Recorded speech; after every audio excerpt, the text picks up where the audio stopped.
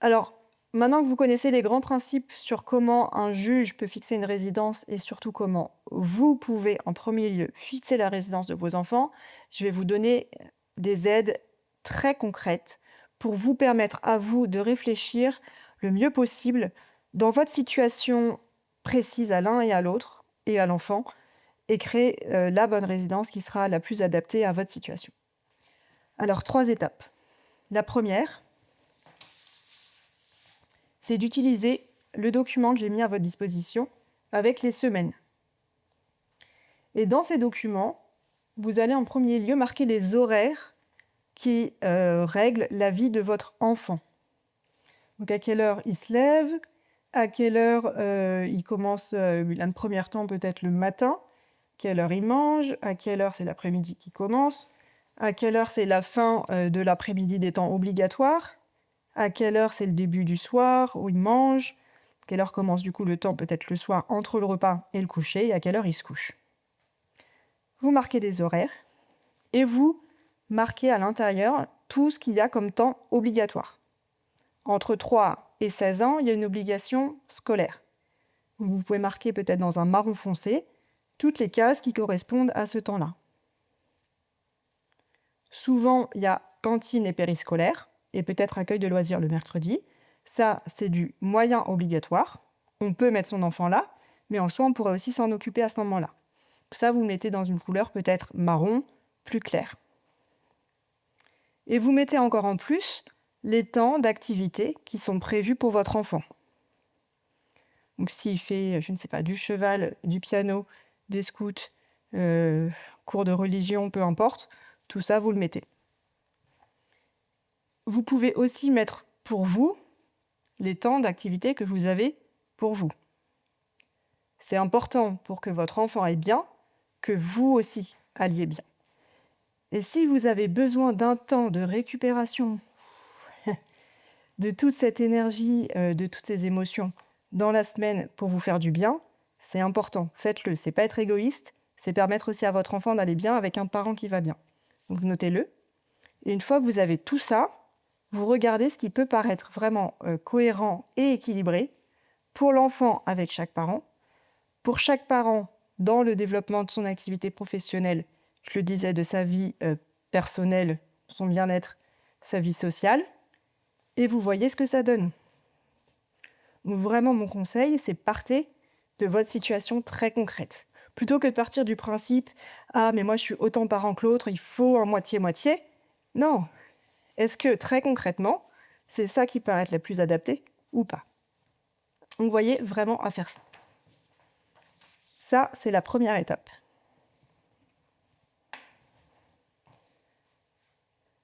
Dans ces questions-là, donc, vous mettez bien aussi à quel moment ça passe chez l'autre parent.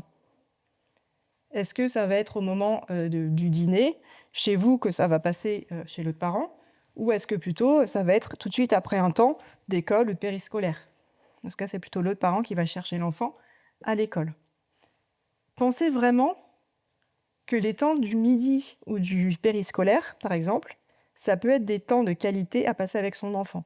Quand on ne le voit pas forcément le soir, là, il peut être détendu, et nous aussi, potentiellement, si on peut organiser son temps de travail un peu comme on veut.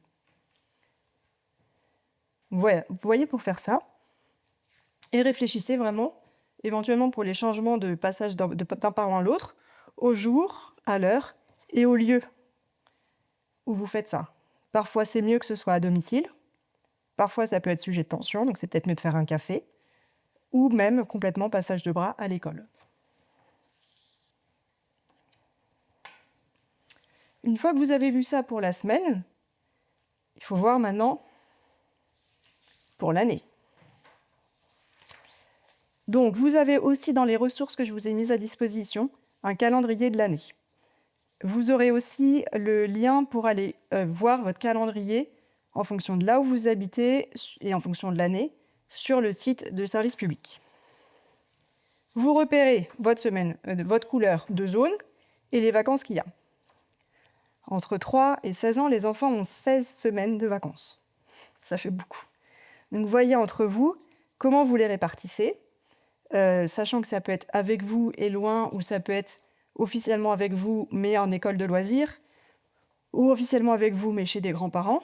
En tout cas, voyez vraiment déjà le plus tôt possible pour vous répartir les semaines de vacances et voir ce qui peut sembler le mieux pour les enfants.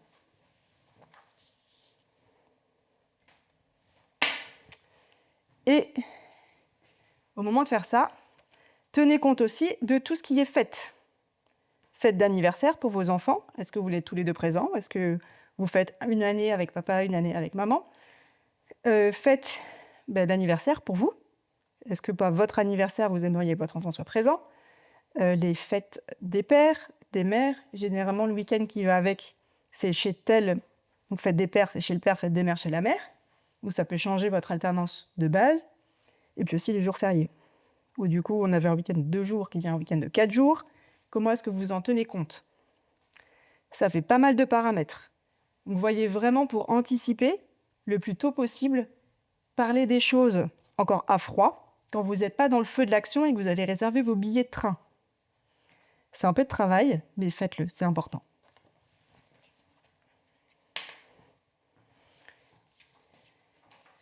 Donc une fois que vous avez réfléchi à ça, parlez-en avec l'autre.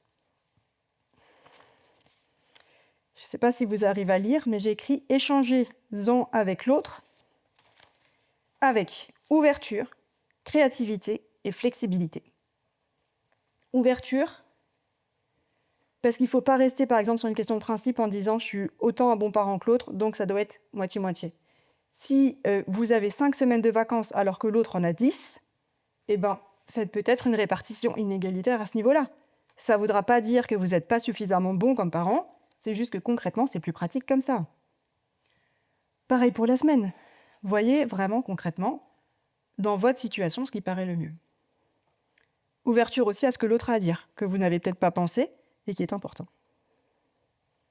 Créativité.